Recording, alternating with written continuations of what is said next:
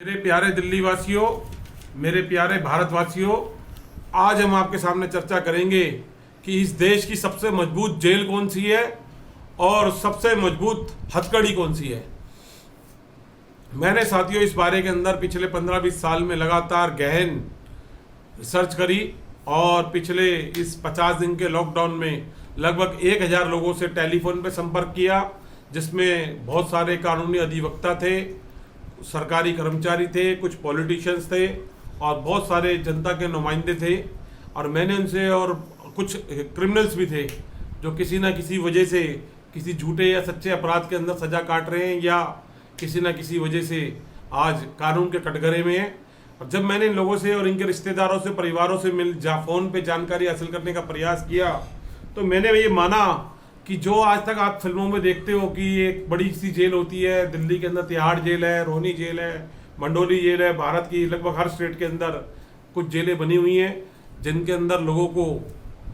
Judicial custody में रखा जाता है, या जो लोग अपराध करते हैं उनको सजा देने के तौर पे इस जेल के अंदर रखा जाता है, जिनका समाज से बिल्कुल कनेक्शन काट दिया जाता है। आज साथियों मैं बताना चाहूँगा, इन चार दीवारी ईंट, रोड़ी, पत्थर और लोहे के सरियों से बनी इस जेल से मजबूत जेल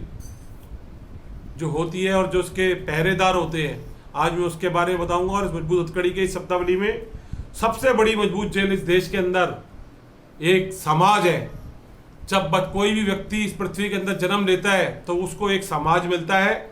उस समाज के अंदर वो जन्म लेता है और उसी समाज में उसका मरण होता है। जब वो अपने अपने संस्कार धर्म के हिसाब से जब उसका मरण होता है तो वो उसके अंदर उसको संस्कार करके उसका आगे का संस्कार कर दिया जाता है। तो मैं ये बताना चाहता हूँ कि सबसे मजबूत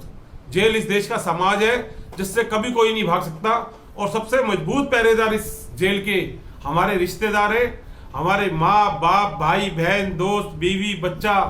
दादा दादी, अड़ोसी पड़ोसी, दोस्त। ये लोग वो हैं जो हमारे इस जेल के पहरेदार होते हैं।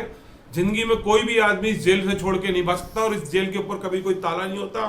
कोई दीवार नहीं होती, कोई ईंट रोड़ी पीतल की वो नहीं होती, कोई लोहे की दीवारें नहीं होती। इन पहरेदारों के पास कभी कोई बंदूक और हथियार नहीं मिलता इन कैदियों को रोकने के लिए। और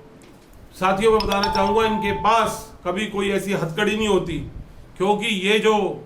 कैदी हैं, ये जो समाज है,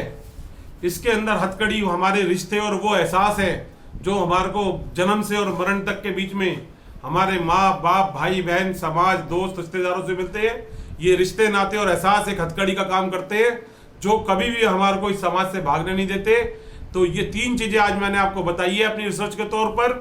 कि इस देश की सबसे मजबूत जेल कौन सी है, इस देश का सबसे मजबूत पहरेदार कौन सा है और इस देश की सबसे मजबूत हथकड़ी कौन सी है। और इन तीनों के लिए आपको पास ना तो कोई ईंट रोड़ी पत्थर की दीवार चाहिए, ना कोई डंडा चाहिए, ना कोई राइफल वाले वो हथियार वाले